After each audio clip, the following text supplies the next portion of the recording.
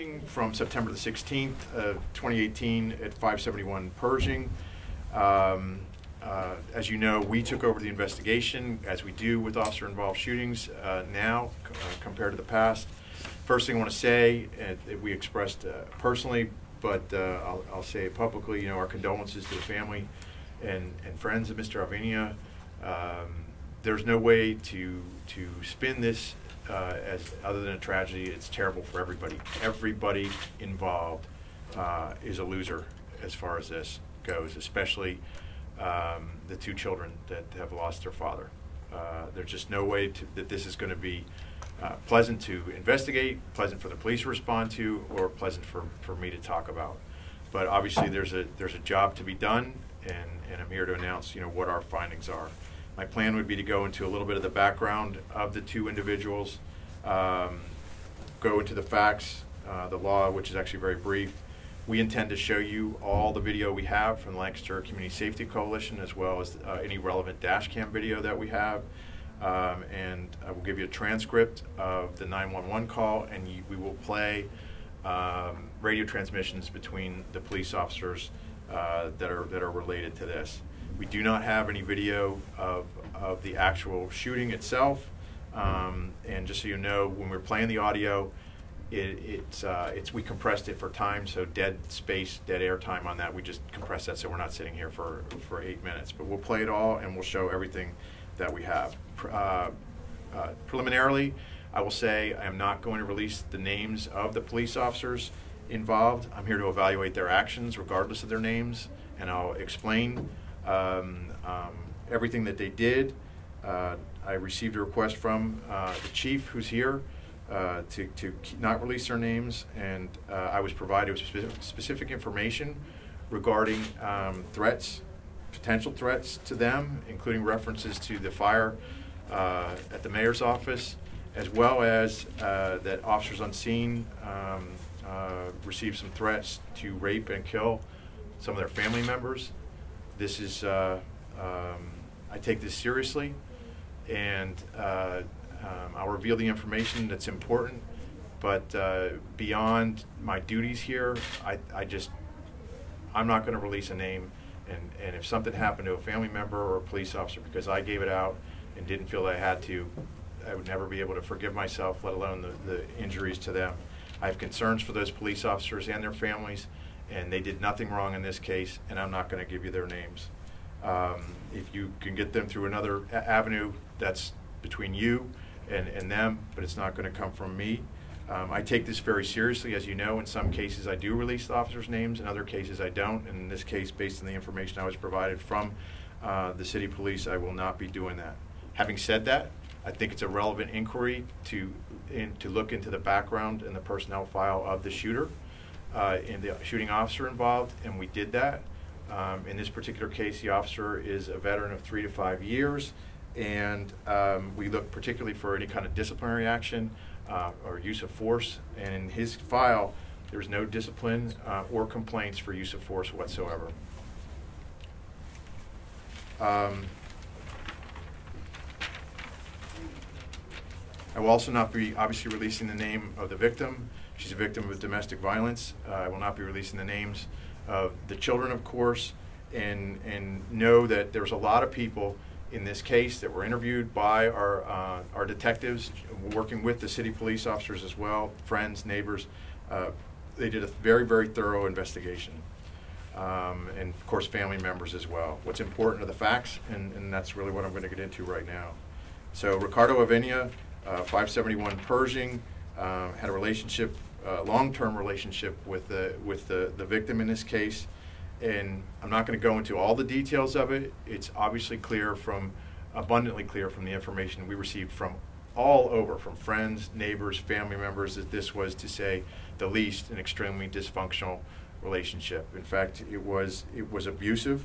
The police had been there for domestic disturbances a number of times over the past 4 years, I believe 5. And as is already, public information, excuse me, I'm sorry, you're aware that there were, the victim in this case had filed a PFA in 2015 which amongst the other things in there, she had claimed that Ricardo had, in January of 15, had grabbed her keys, kept shoving and pushing at me. She lost her balance. She was so scared due to the awful abuse that Ricardo did to me the August before. She said she begged him to return the keys so she could leave. He told her she was not going anywhere, and neither was he. She said she just wanted to be left in peace.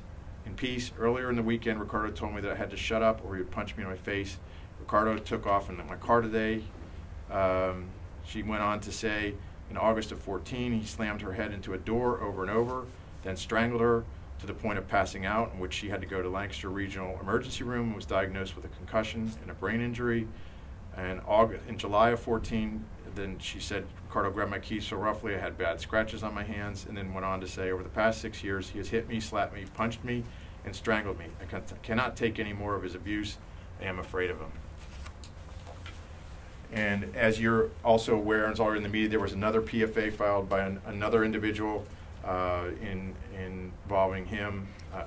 I'm not going to go into that. It is public record at this point in time. There's just no question that over a 10-year relationship, there was violence. He had beat her to the point of hospitalization. She feared for her life. She had texted people more than once that if something happens to me tonight, Macho did it, and that was the nickname that he went by. He had threatened her before. He had threatened her with a gun before.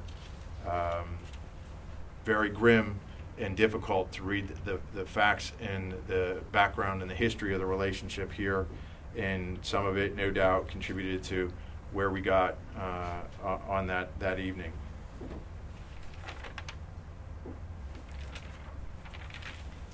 In addition to the two individuals, Mr. Arvenia and the victim, the key personnel involved, there's really 4 officers, and just refer to them as officers 1, 2, 3, and 4 that were involved. Officer 1 is the first to arrive by himself, and he goes up into to the patio, the front.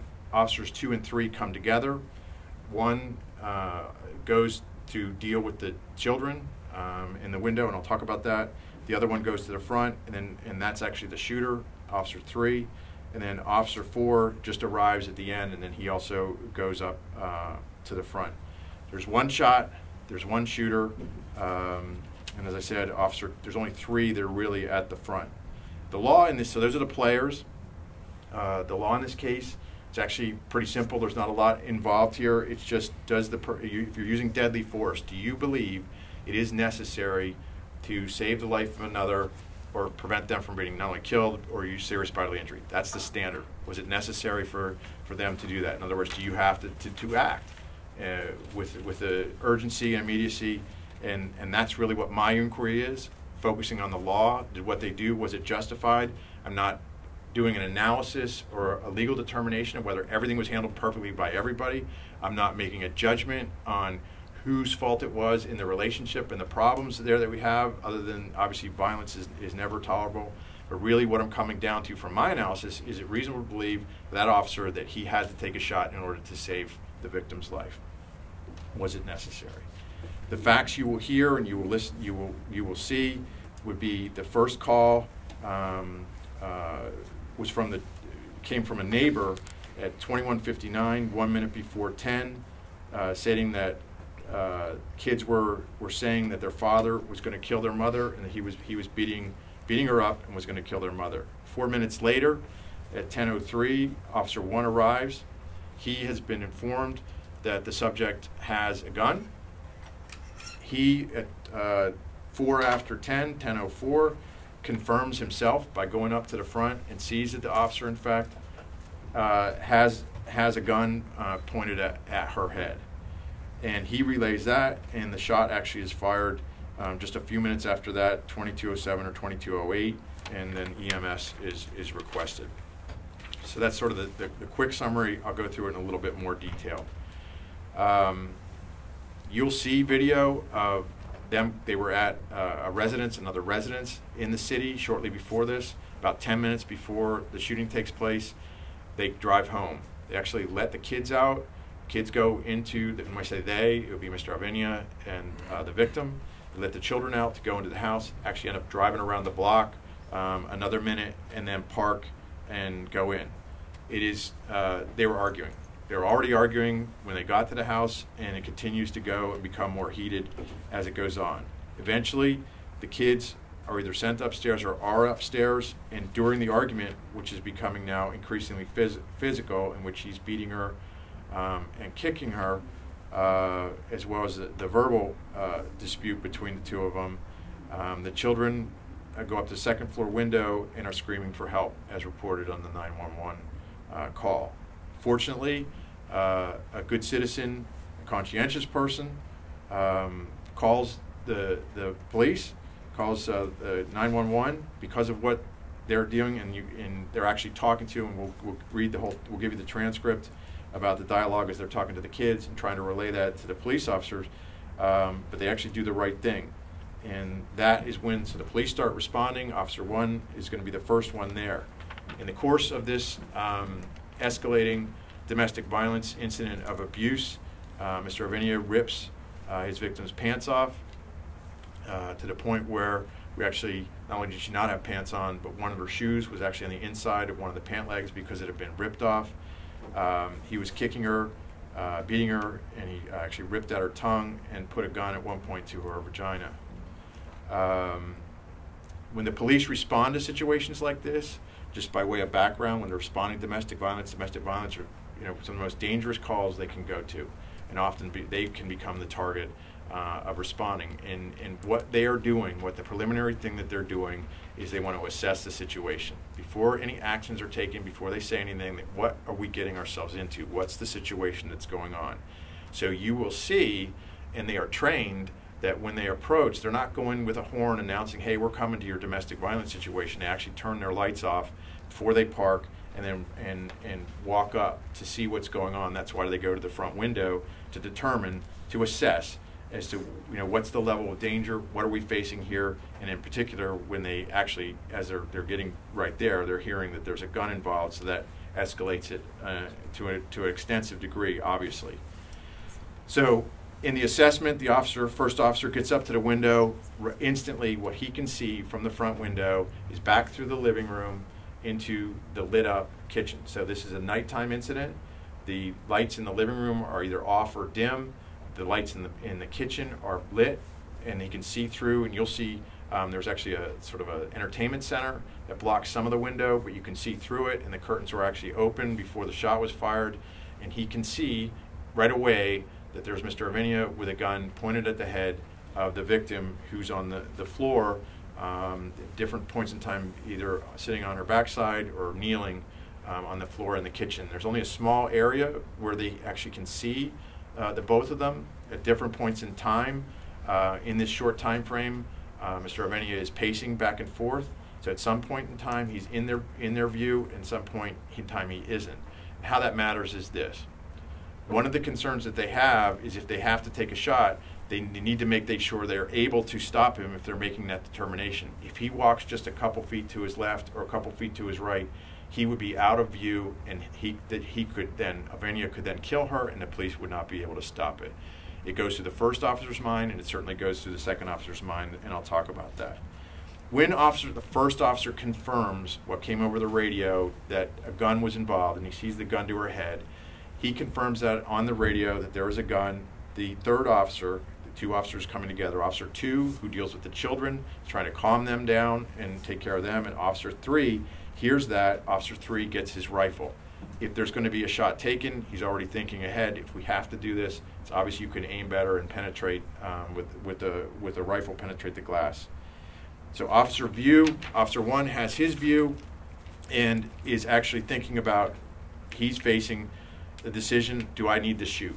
And thinks he probably, as the person's going in and out of view, probably at some point is thinking, boy, maybe I should have taken the shot, and he can't. He's now then also becomes concerned that if I take a shot, all I have is a pistol, and will I be able to penetrate the glass and incapacitate without causing any other injury to anybody else? So he makes the decision to not shoot, particularly knowing that Officer 3 is coming up with a rifle. Officer 3 then gets up there, and they basically trade places.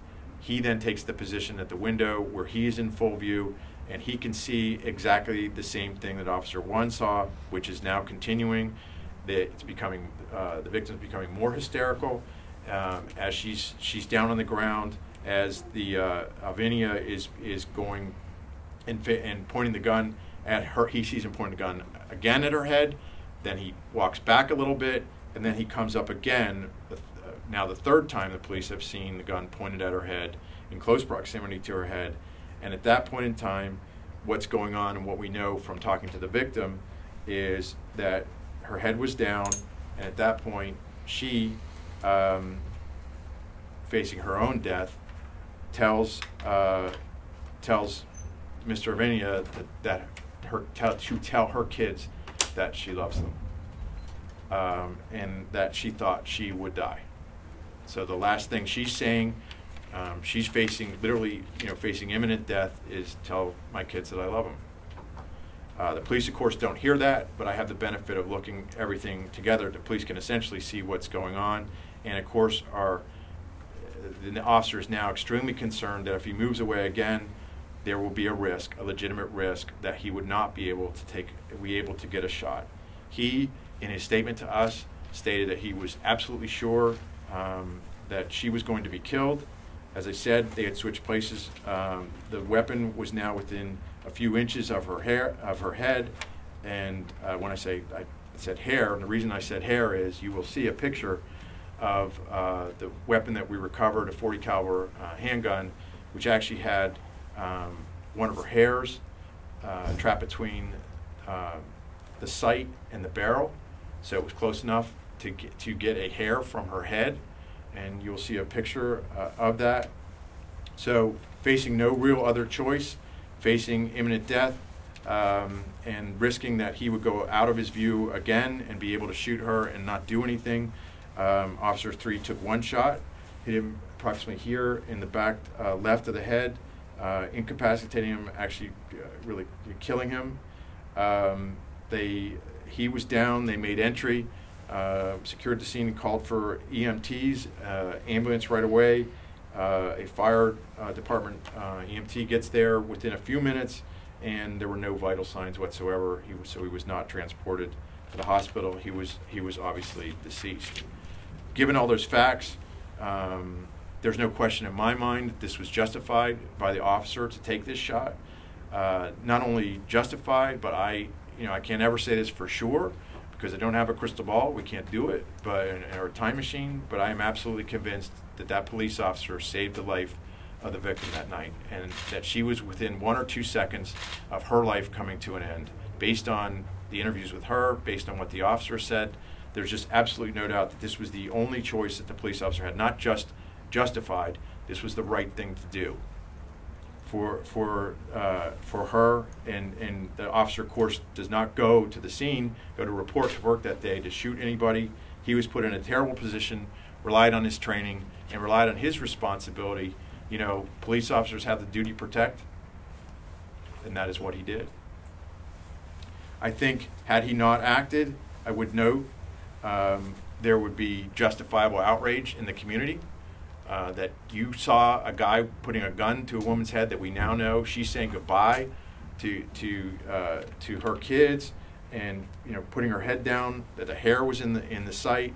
Had they failed to act and then she had been killed, there would have been, like I said, understandable outrage in the community for a failure. I don't think there was any choice whatsoever. I want to note that these police officers facing these life or death decisions, they're risking their lives for all of us in responding to this.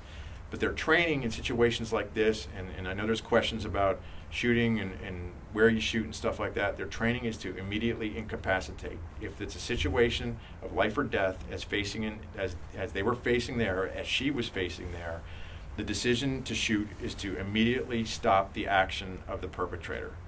That's what it is, and that's, his aim was targeted to the area he targeted, to immediately incapacitate, not necessarily kill, but to immediately incapacitate.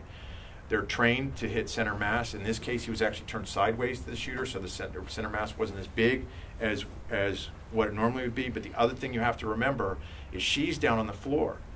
So she's blocking any kind of shot, and her life is at risk by any shot by the police officer if they're not purposely aiming higher up on that individual. But of course, so there's two things involved. One is to immediately incapacitate to save the life, and two, to make sure that you don't hit her and make it worse. So incredible performance by the officer under tremendous stress with almost really no notice. I mean, he's basically shooting within minutes of getting a call, forced into that kind of situation, which I think, just as a reminder to me and should be a reminder to all of us, of how much police officers, the men and women that put on the uniform, how much they do for us every day, and that they never know what they're going to have to face. And you think about the situation, the danger that they had to face, and the decision of great consequence, life or death, had to be made within seconds in this case. It's just an absolutely outstanding performance by them in a duty, in a call. There was no way anybody was going to come out winning. I think the only criticism I could potentially make, and it's not even a criticism, would be that the police exhibited restraint. And I believe that they could have shot, the first officer could have shot, and it would have been justified. Having said that, looking at it through the lens, the benefit of 2020, he made the absolute right decision to allow the other officer come in with the rifle, which have a better chance of success. So I have nothing but praise and admiration for how these officers handled this terrible situation in the short period of time that they did. I know some people have asked a question about, well, why didn't they announce beforehand? Why didn't they knock on the door and say we're there? And I think I've partially answered that to some extent. When the domestic violences or situation and responses are some of the most absolute dangerous for police officers to respond to. Not just dangerous for the police officer, but dangerous to the people involved in the incident. And now we've got a gun in this mix, and to knock on the door and say, hey, we're the police out front, you are absolutely risking death of her, not only death of her, but you got two kids in the house, and you also have the potential for a shootout with the police. And they didn't have time to do it. They're looking in the window, they see the gun to the head. They didn't really have time. This wasn't going to be a situation where hoping that it's going to turn out well was going to work. They were forced to do it. And just so you know, and it wouldn't have mattered whether the gun was loaded or not, based on my conclusion, but they did immediately recover the gun. It was a .40 caliber handgun. It was functional. We determined it was functional. There were 7 bullets in the magazine. It was loaded. There was 1 round on the floor. The police cleared the weapon when they got in there, ejecting the round. So this was as serious as it could be. And as I had already mentioned, they found her hair they didn't know that, of course, at the time, but we found it in the site. I think at this point, what I will do is turn it over to play what we have for you, as well as share the transcripts with you. But I would just say that this is as clear a case of justification that I've ever had in the numerous cases that I've handled. They were absolutely forced to act. They had no choice, and they did their duty. So I'm going to turn this over to Detective Schultz. At this point, I'll come back for some final comments and be available for questions. And so we're going to show you Community Safety Coalition videos, just so you know. Those videos are on a rotation, so it's not like it's a straight shot, which can be very frustrating for us and difficult to shoot, to watch. But we put them together. Detective Herb actually melded them together, so you'll see those shots. There's 2 cameras on either end of the street showing it. There really isn't much there other than you'll see them pulling up to the house. And we'll play for you the radio transmission of the police, and then we will show you some of the dash cam from the police cars. There really is, you will not see the shooting. This is nothing fascinating. This is just to show that we're showing you all that we have. So go ahead whenever you're ready.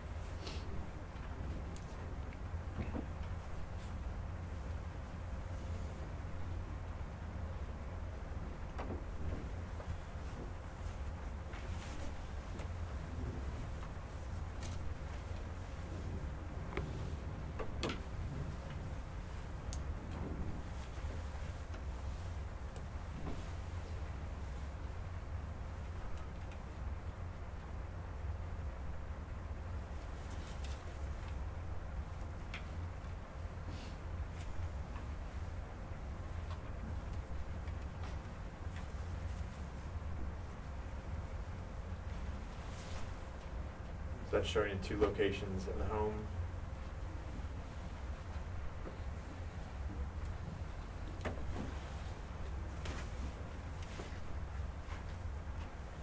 And that's them pulling up.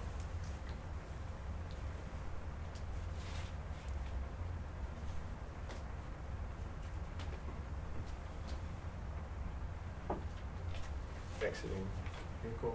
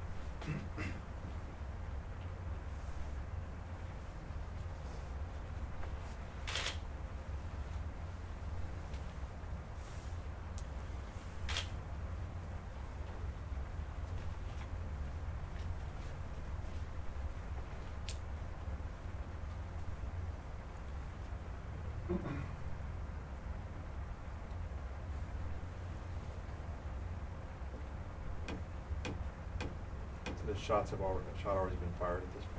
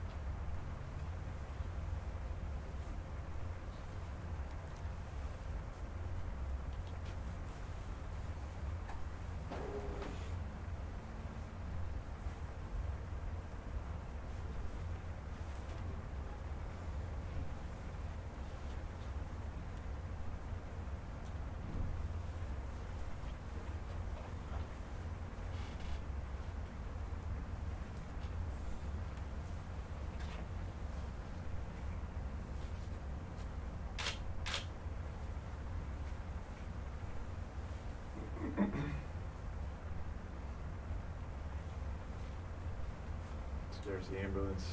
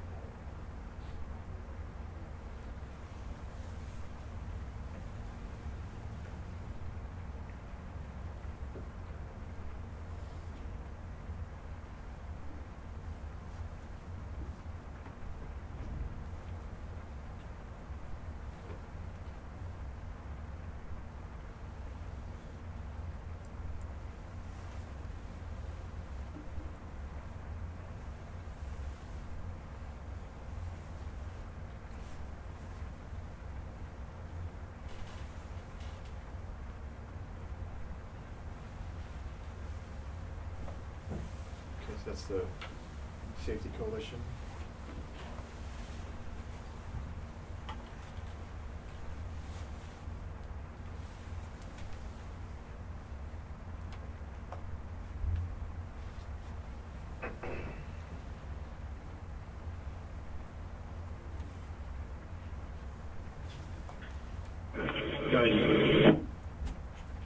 Domestic in progress, 571 Pershing Avenue. Caller was a passerby, said there's a small child yelling out the window that his father is going to kill his mother.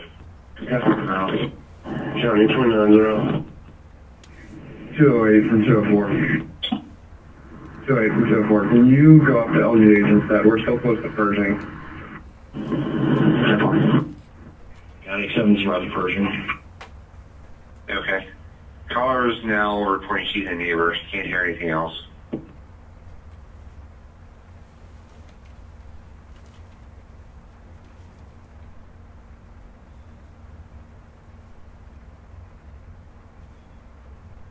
County 227. 22. County 204 is on Pershing. Go for it.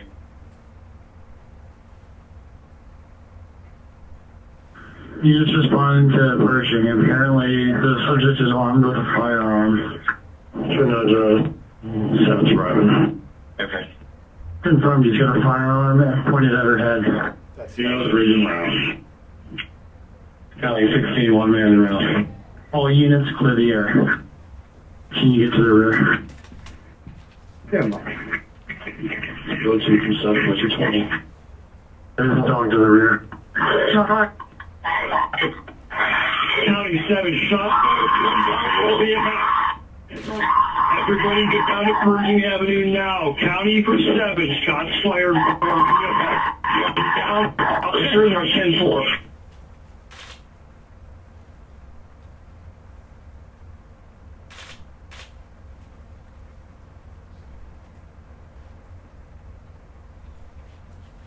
Already got him on the way. I copied. County, advise EMS are going to have to come north off the block.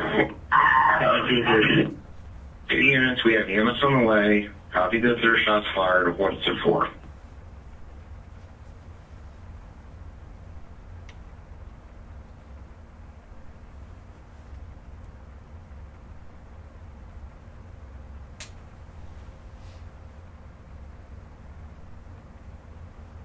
Can I please get the kids out of the house and into my patrol vehicle? Yes, now. Yeah,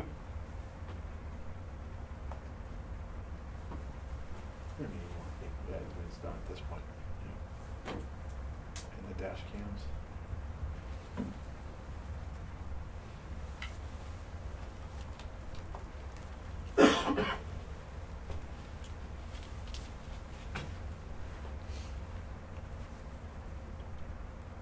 There isn't much on here other than you'll see them go into the scene. What you also will notice is they don't activate their lights. In fact, the one turns his lights off when he gets in front of the house so they can get in and assess without revealing their position.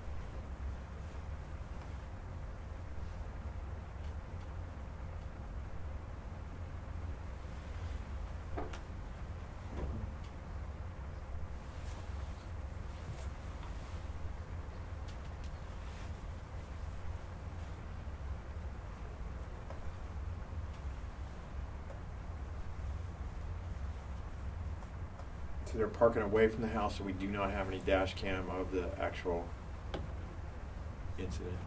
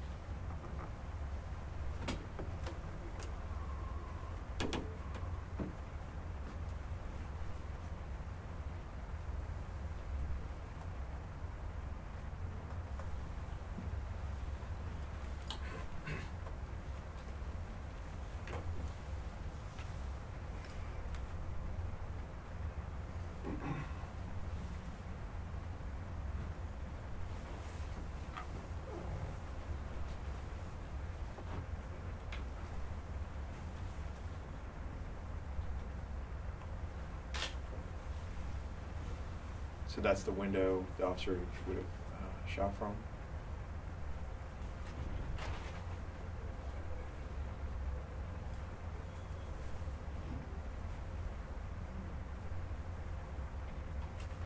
That's the close-up of the window. The curtain is closed. The curtain was open to the extent that the shot did not go through the curtain. They could see, but when the shot was fired, the blowback from the discharge closed the curtain.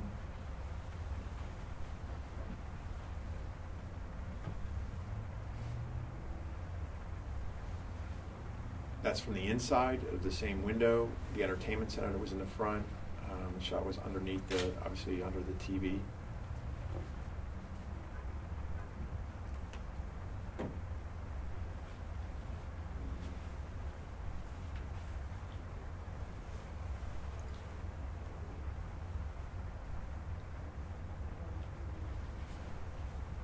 So that's looking from where she was in the kitchen out towards that window that during daylight the next day, and you can see the clear line of sight.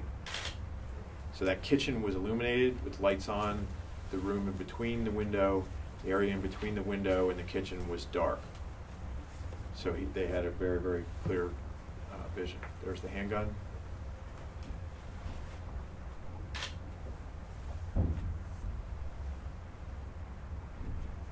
That's the round recovered from the floor.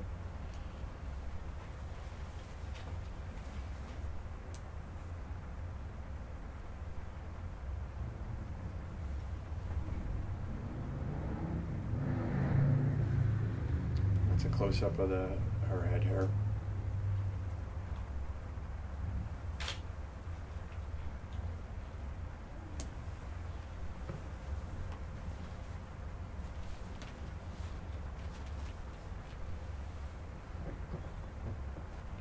So I went through, I generally went through the 911 call. We'll give you a transcript of that if you want a copy of it so you can have it yourselves. We're not going to play it because you'd be able to identify, people will be able to identify who called it in, and that person deserves our praise and not any kind of backlash from anybody in the community. So I'm not going to release the audio of it, but you'll have a transcript of it, which essentially is what I said, that you've got kids saying, the father's beating up the mother and is going to kill the mother, but we'll give it to you.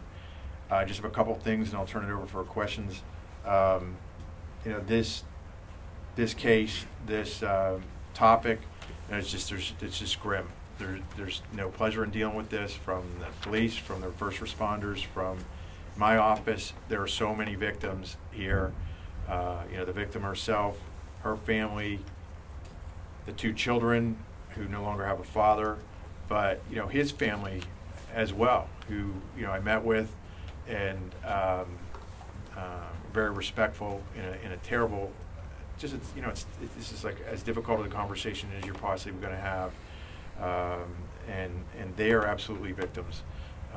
There's nobody winning from any of this, and I do want to emphasize, however, there's only one person. Everybody loses, but there's only one person responsible, and it was Mr. Arvinia and his decision to take a handgun, and a loaded handgun, and threaten his victim with death.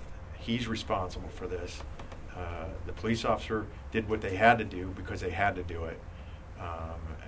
He had control over that situation, and is the sole person responsible for the loss of his life, and why we're left to deal with this, and I'm here to talk about it now.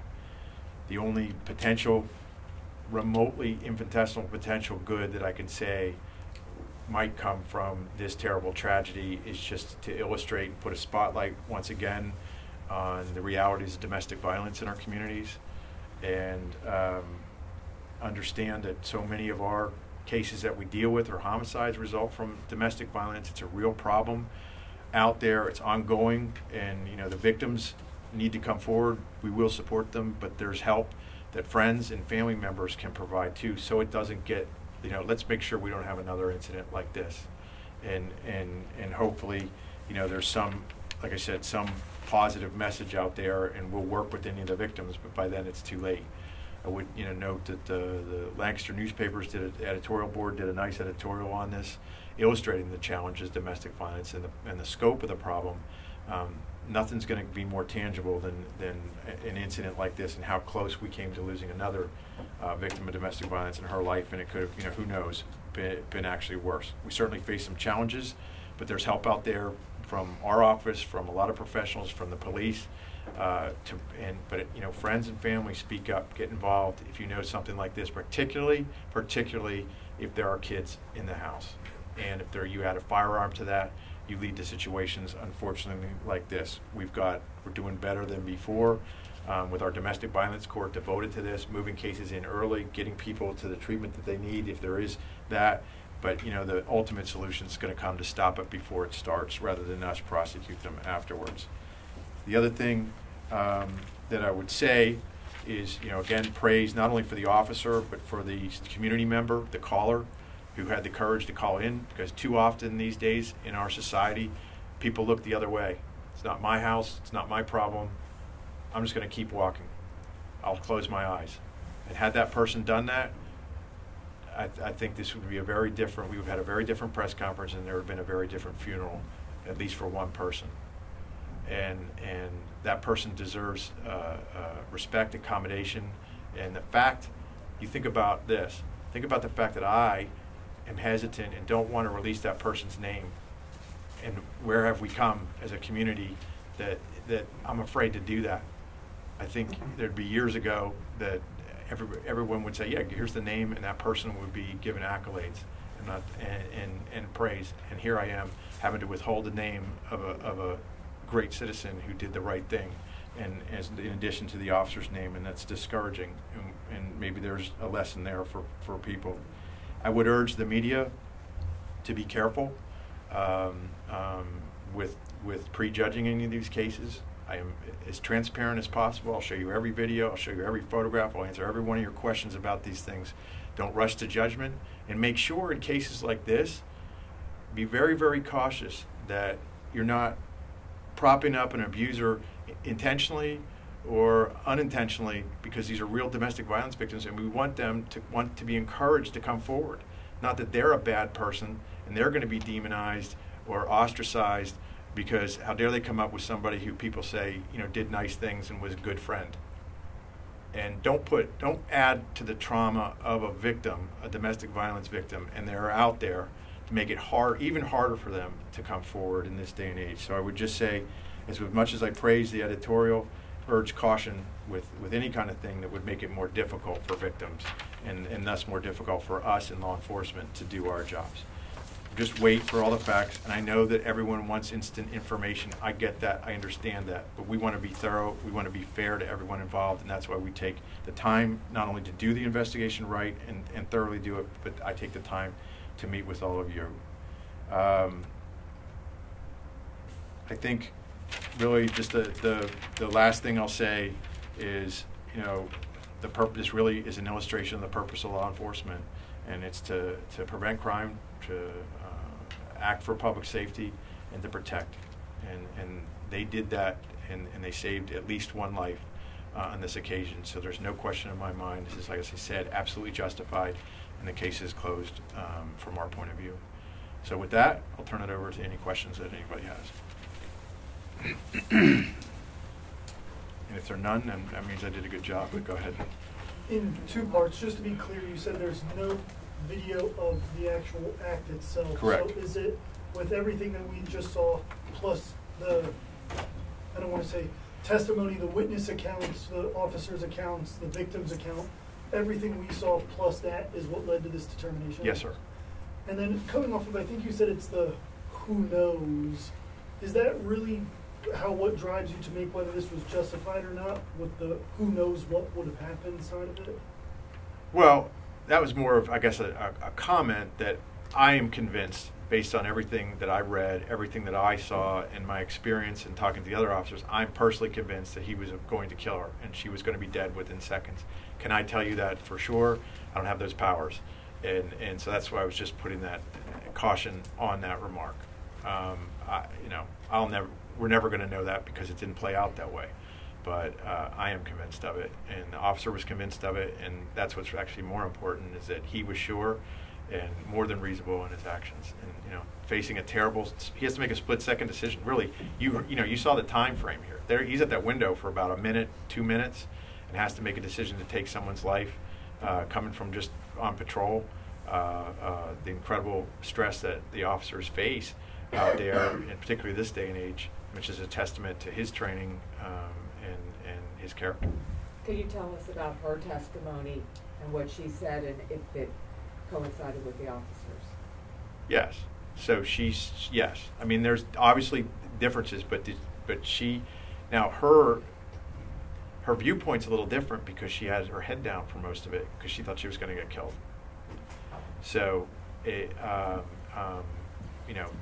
but yes, the abuse, all the incident going on, there's no great, the children we talked to as well, everyone's basically saying the same thing with different perspectives and different, they see different things, and of course the kids are young. But yeah, there's no inconsistencies from really anybody. Victims, domestic violence victims in all cases, in so many of the cases, not all, in so many of the cases, they're in a difficult position because they struggle with, do I want to come out and tell everything? Do I not want to come out and tell? I'm not even going to talk about her in particular. Just it's one of the issues, additional issues that we face in domestic violence is there's a loyalty. They feel like they're a bad person for telling what happened to them, like they're responsible for it. And that's why it's important for everyone, for me to say, again, there's only one person at fault here, and it wasn't her. Anything else? You talked about Mr. Vinny's history with domestic violence. Was he a lawful gun owner, and did you know how he purchased the gun? Yeah, he had a permit. Yep. Did she have that PFA, or she didn't show up, so it was dismissed. So there was no active PFA. He legally possessed the firearm. Yep. It's his gun. Their gun, right? She had a permit as well, I think. But he owned it. Okay. That window was on the front porch. Yes. And it went. The kitchen was the first room? No. So it goes through the living room under the entertainment center, through the living room, into that small area. And that sort of, looking at that picture shows you what I was talking about the officers were afraid is he's pacing back and forth. 2 steps to the left, They can't do anything about him. They can't stop him. Even if he shoots her, now they can't get to him. Now they're talking about entry and risking their lives as well. So that's what, when I talk about split-second decisions, all these things are racing through their mind. We're talking about it a lot longer than, 10 times longer than the incident itself took place, and they've got to make a decision. They're sweating it out. If she dies and he had a shot, imagine the thoughts of that officer. And that's why, I do think they handled it perfectly. And waiting was the right decision, a difficult decision. Had that officer shot the first time, think about it this way too. Let's take the police out of this. Let's say it was a stranger walking by who's up at the front of that window looking at this. This would be justified. If a stranger sees somebody in there, beating a woman up and pushing, or any person, and putting a gun to their head, the thing is it reasonable? Was it necessary to do? So it's not just talking about police. That's who did it in this case, but I'm looking at it from the legal aspect, and then of course the broader perspective as well. So there's a lot of issues involved. Anything else from anybody? Well, thank you very much, and again, I really apologize for holding you up.